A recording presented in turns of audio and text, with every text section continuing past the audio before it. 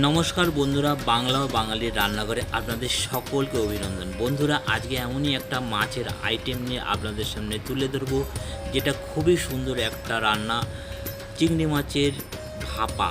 চিংড়ি মাছ ভাপা আমি আমার মতো স্টাইলে রান্না করব, সেটা আপনাদের সঙ্গে তুলে ধরবো। যদি আপনাদের এই রান্নাটা ভালো লাগে, প্লিজ চ্যানেলটাকে লাইক, শেয়ার আর সাবস্ক্রাইব করে দেবেন, সঙ্গে থাকবেন। নমস্কার। তো বন্ধুরা, এখানে চিংড়ি মাছে নুন হলুদ ভালো করে মাখিয়ে নিয়েছি। তো চলুন এবার ভেজে নিই চিংড়ি মাছগুলো প্রথমে, তারপর রান্নাটা করব। তো বন্ধুরা, কড়াইতে তেল দিচ্ছি আর এখন বানাবো চিংড়ি মাছের ভাপা। তো চিংড়ি মাছ ভাপাটা বাঙালি স্টাইলেই বানাবো, কিন্তু পুরোটাই আমি আমার ভাবে বানাবো। তো অবশ্যই বাড়িতে ট্রাই করবেন আর দেখবেন খুবই টেস্টি একটা রেসিপি। তো চলুন দেখতে থাকুন, পুরোটা আমি আমার মতন ভাবে বানাচ্ছি। তো আশা করছি ভালোই লাগবে। তো দেখুন পুরো রেসিপিটা।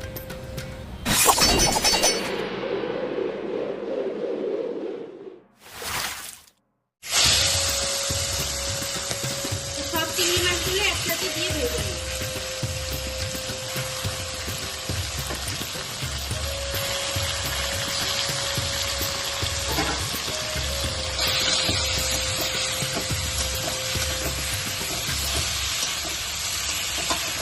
এগুলো আমার ভাজা হয়ে গেছে আর হালকাই ভেজেছি, কারণ বেশি ভাজলে চিংড়ি মাছ রবার্টের মতন হয়ে যায়। তো হালকাই ভেজে নিয়েছি।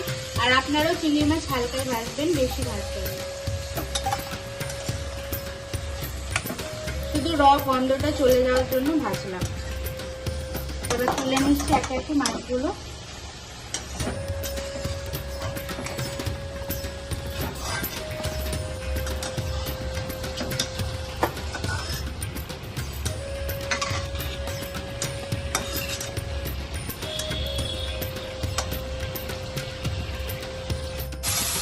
টমেটোটা হালকা ভেজে নিয়েছি তেলের উপর। তো এবার আমি এর মধ্যে আদা রসুন বাটাটা দেব। 3 চামচ আদা রসুন বাটা দিলাম এর মধ্যে।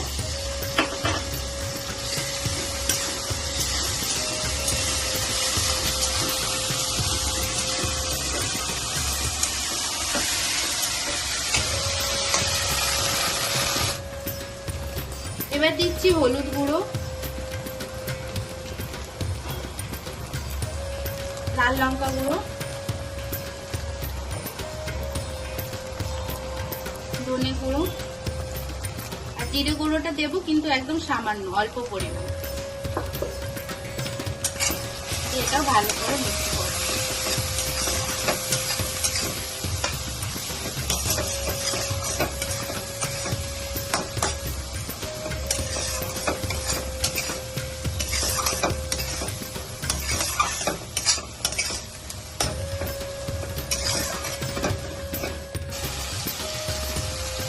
তো মশলাটা কষানো হয়ে গেছে, এবার চিংড়ি মাছ ভাজাটা দিয়ে দেব।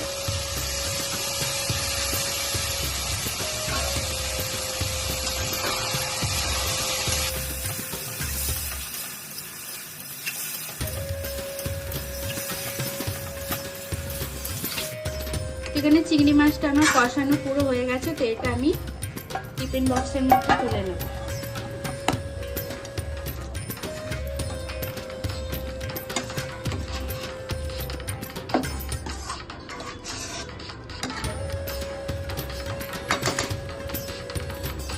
তো বন্ধুরা, চিংড়ি মাছটা আমার প্রথমে রেডি করে নিয়েছি, পুরো কষিয়ে নিয়েছি। এবার চিংড়ি মাছটা ভাপাতে দেবো। তার আগে সর্ষে বাটা, টক দই, কাঁচা সর্ষের তেল ইউজ করবো। তো চলুন ম্যারিনেশনটা দেখি।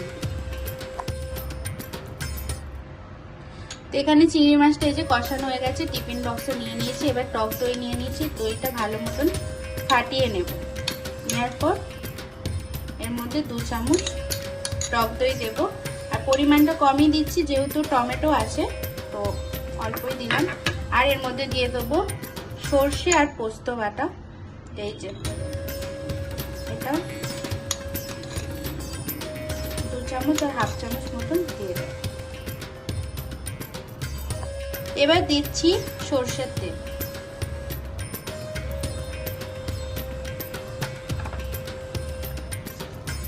এবার এটা আমি ভালো করে মিক্স করে নেব।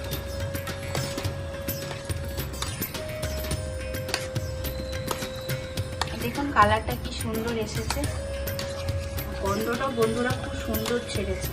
সর্ষে বাটার যে গন্ধটা না প্রচণ্ড সুন্দর লাগছে। এটা কিন্তু আপনারা অবশ্যই বাড়িতে ট্রাই করবেন, দেখবেন খুবই ভালো একটা রেসিপি। কমেন্ট করে বলবেন কেমন লেগেছে। মিক্সটা ভালো করে করতে হবে যাতে সবটাই খুব সুন্দরভাবে মিক্স হয়।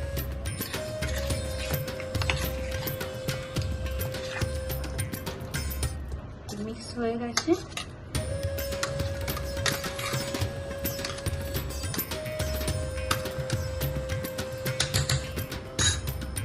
এবার উপর থেকে আমি 4টে কাঁচা লঙ্কা দিয়ে দিচ্ছি, কিন্তু এটা চিড়িনি, এমনি জাস্ট উপর থেকে দিয়ে দিচ্ছি।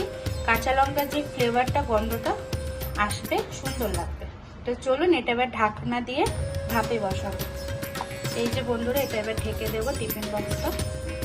সুন্দরভাবে ঢেকে দিয়েছি। এবার এটা আমি গ্যাসের উপর ভাপের জন্য বসাবো। তো চলুন সেটাও দেখিয়ে দিই আপনাদের। তো কড়াই বসিয়ে দিয়েছি, ওর মধ্যে টিফিন বক্সটা বসিয়ে দেবো। এবার এর মধ্যে আমি জল দিয়ে দেবো।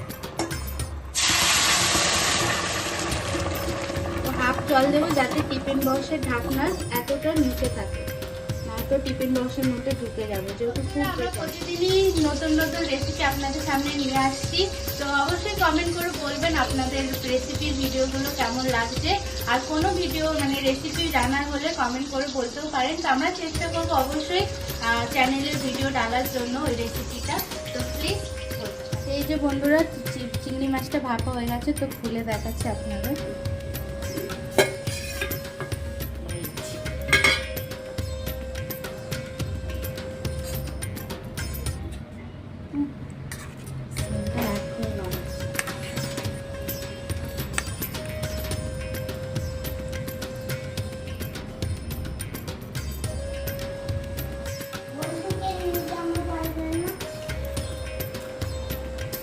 বন্ধুরা খুবই সুন্দর হয়েছে, সবকটারই টেস্ট। খাচ্ছি আর কেসা হয়েছে খাচ্ছে। বলো মামা কেমন হয়েছে? তুই কেমন হয়েছে রান্না? চিংড়ি মাছটা খুব টেস্টি লাগলো আমার। আর কুমড়ো ফুলের বড়া প্রথমবার আনলাম আমরা আজকে, পাই না এখানে, বোম্বে তো পাওয়া যায় না, আজকে পেয়েছি। পাওয়া যায় না। চিংড়ি মাছের ভাপাটা দিয়ে খাবো। আর এদের চিংড়ি মাছের ভাপাটা খুব সুন্দর হয়েছে, খেয়ে দেখি কেমন স্বাদ হয়েছে।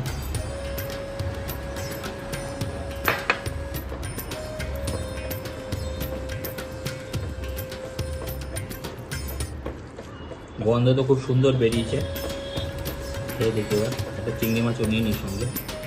চিংড়ি মাছটা খুব সুন্দর গলে গেছে একদম।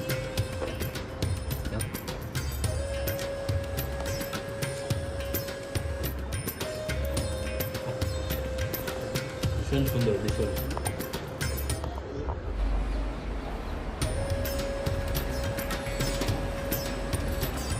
সব কটা রান্না সুন্দর।